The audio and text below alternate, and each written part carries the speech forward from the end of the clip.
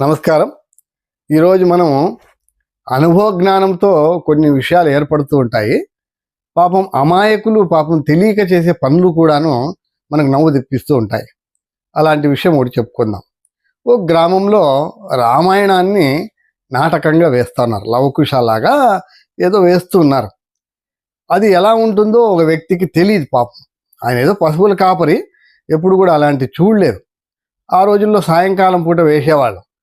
అందువలన దీపాలు పెట్టిన తర్వాత తెరలు అరేంజ్ చేసి బాగా నాటకం వేసేవాళ్ళు. చలికాలం, మంచి చలికాలం. ఒక వ్యక్తి వచ్చాడు, రగ్గు కప్పుకొని కూర్చున్నాడు. నిద్ర వచ్చేసింది పాపం ఆయనకి. ఆ నిద్రలో అలాగే కూర్చున్నాడు. ఓ పెద్ద మనిషికి కింద కూర్చొని అలవాటు లేదు.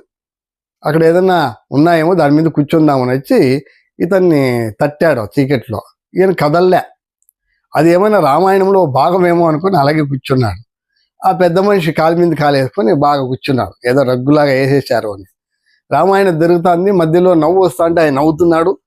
ఆ కదలికలు పాపం లోపల ఆయన అణిగిపోతున్నాడు. అయినా ఇది రామాయణంలో భాగమేమో అనుకున్నాడు. అలాగే తెల్లవారుజాము వరకు నడిచిపోయింది.